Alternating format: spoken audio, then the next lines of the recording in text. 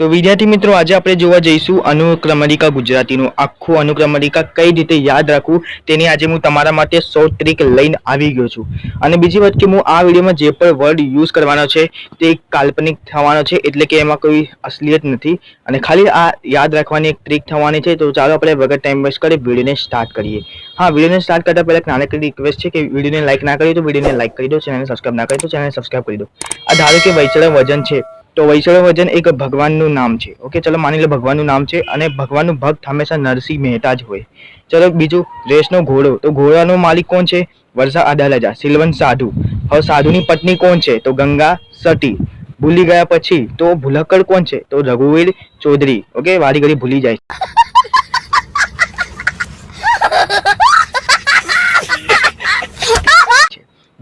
દીકરીના પિતાજીનું નામ શું છે? તો અશોક ચાવડા અને તેનું ઉપનામ બેડિલ. ઓકે, તો વાયરલ ઇન્ફેક્શન કોના થયો હતો? ગુણવંત શાહને થયો હતો ને. તો ગુણવંત શાહ. હું એવો ગુજરાતી કોણ હતું? તો વિનોદ જોશી હતો ગુજરાતી.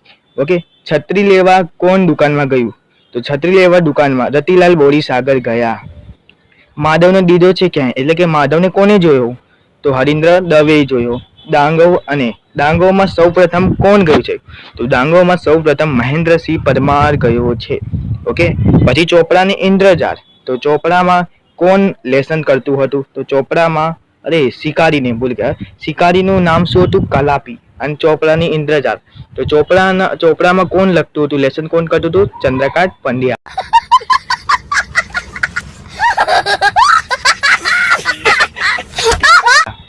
વટની વિદાય. ઓકે, વિદાયના સમયે કોણ સામેલ હતું?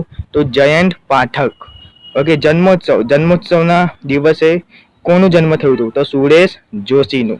બોલીએ ના કાંઈ ચૂપચાપ કોણ રહેતો હતો? તો રાજેન્દ્ર શાહ.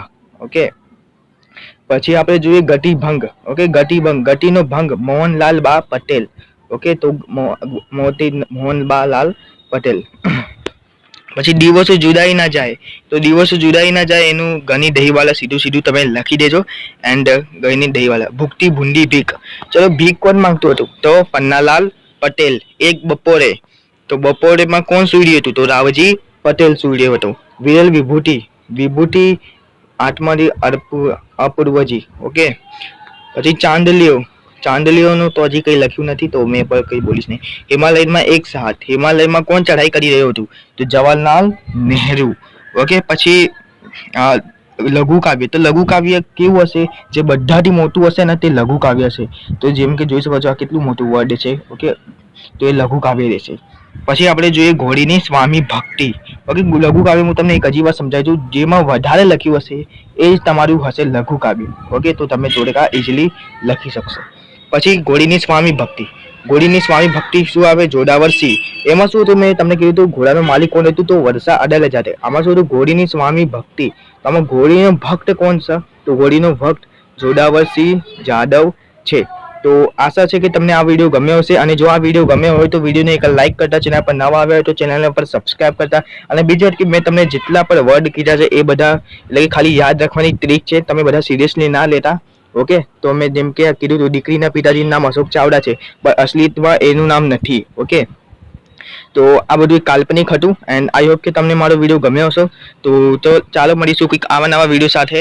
એન્ડ તમે વધારે કોમેન્ટ કરશો તો હું એનું સાહિત્ય પ્રકારનો વિડીયો લાવીશ. ઓકે, તો ચાલો આપણે વગર ટાઈમ કરી વિડીયોને અંત કરીએ.